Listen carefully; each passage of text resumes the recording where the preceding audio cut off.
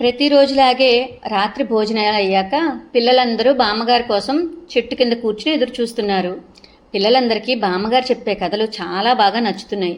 అందుకే వాళ్ళు బామ్మగారి కన్నా ముందే అక్కడికి వచ్చేస్తున్నారు. ఇంతలో బామ్మగారు కూడా భోజనం చేసి ఆ మంచం మీద కూర్చున్నారు. బామ్మ, ఈరోజు ఏం కథ చెప్తావు అని అడిగారు పిల్లలు. ఈరోజు నేను చెప్పబోయేది దురాశ దుఃఖానికి చేటు అనే ఒక కథ. మనం ఇంకా కథలోకి వెళ్దామా? రామాపురం అనే ఊరిలో శివశర్మ అనే బ్రాహ్మణుడు ఉండేవాడు. చుట్టుపక్కల 4 ఊళ్ళకి ఆయన ఒక్కడే పురోహితుడు. ఒకరోజు ఉదయమే ఆయన పక్క ఊర్లో ఉన్న కృష్ణాపురానికి వ్రతం చేయించడానికి బయలుదేరాడు.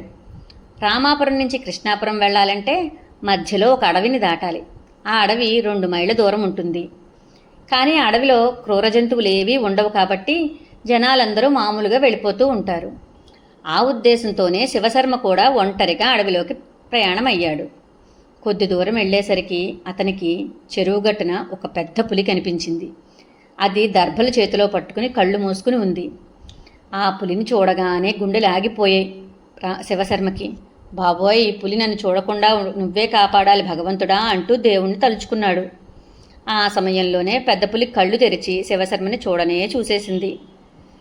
శివశర్మ కాళ్ళు చేతులు భయంతో వణికిపోయాయి.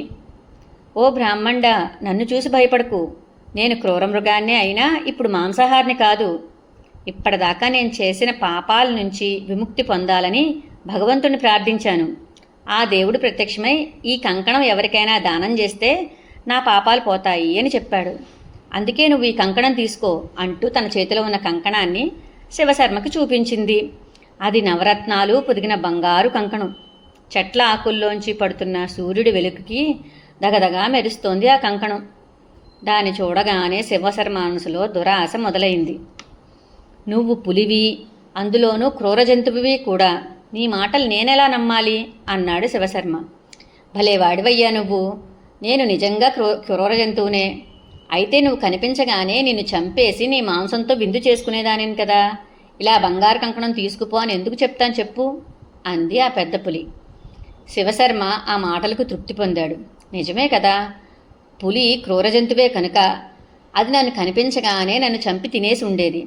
దీనిని బట్టి అర్థమైన విషయం ఏంటంటే అది ఇప్పుడు పూర్తిగా శాకాహారిగా మారిపోయింది.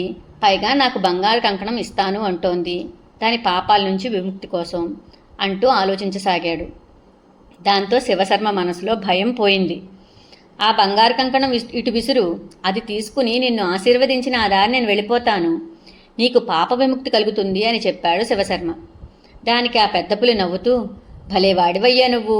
శాస్త్రాలు చదివావు అని అందరికీ చెప్తావు, నువ్వు మాత్రం వాటిని పాటించవా? ఏదన్నా దానం తీసుకునేటప్పుడు స్నానం చేసి రావాలి కదా, అప్పుడే కదా దానం తీసుకోవాలి. అందుకే నేను దానం తీసుకునే వాళ్ళకి శ్రమ లేకుండా ఈ చెరువు పక్కన కూర్చున్నాను.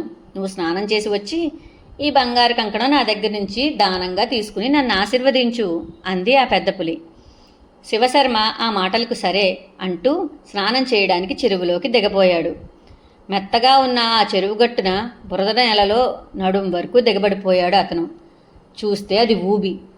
అందులో నుంచి బయటికి రావడం చాలా కష్టం. అయ్యయ్యో, బురదలో దిగబడిపోయావా నువ్వు, ఉండు నిన్ను రక్షిస్తాను అంటూ కూర్చున్న చోట నుంచి తాపీగా లేచి వచ్చి ఒడ్డున నిల్చున్న శివశర్మ కంఠం దొరకపుచ్చుకుని అతన్ని చంపి అతని మాంసంతో విందు చేసుకుంది. చూసారా పిల్లలు, దురాశ దుఃఖానికి చేటు అంటే ఇదే. బంగారు కంకణానికి ఆశపడి శివశర్మ పులి చేతిలో ప్రాణాలను పోగొట్టుకున్నాడు. అందుకే ఎదుటివాళ్లు చూపించే కానుకలకు మనం ఎప్పుడూ ఆశపడకూడదు. ఎవరైనా విలువైన వస్తువులను ఉచితంగా ఇవ్వరు. అలా ఇస్తున్నారు అంటే మనకేదో అపాయం ఉంటుందనే అర్థం. అందుకే దురాశకి పోకూడదు అంటూ చెప్పారు బామ్మగారు.